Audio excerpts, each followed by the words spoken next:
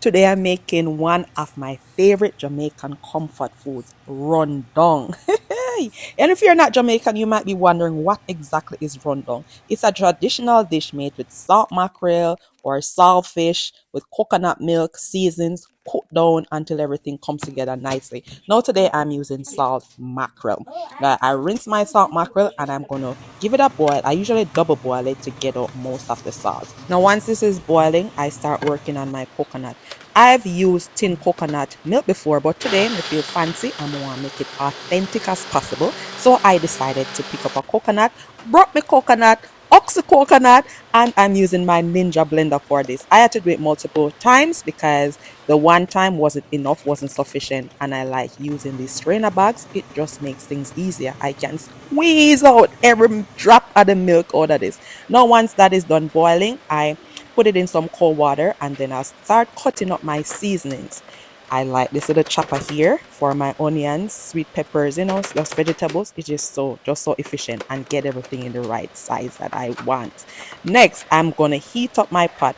Now I'm doing this a different way. I know this is not how I saw my mother or my granny doing it, but this is the Ashika's way. You can always say this a bootleg way. But I like to start stir frying up my herbs and spices to get that blend. I like my rundown with a little color, so I like to use in turmeric to just give it a little color. I don't like the bland white looking rundown, although I'm adding tomatoes, which usually give it a hint of a color. Now I'm adding my coconut milk. You see that richness, that goodness, that is gonna give the rundown the flavor. Now you're gonna allow the coconut milk to boil down until it starts forming up your oil. I know some Caribbean countries might call this oil dung and they do it another way, another version. But this is a Jamaican version. I'm adding some pimento berries. I crush my pimentos, of course. And you see me doing some boiled dumplings with this. Yes, man. Wakamil boiled dumplings with rundown. What is your favorite side dish to go with rundown? Let me know in the comments. You see how it's coming together nicely. Keep the fire on low. And I'm also doing some yam, some Ghanaian yam, African yam.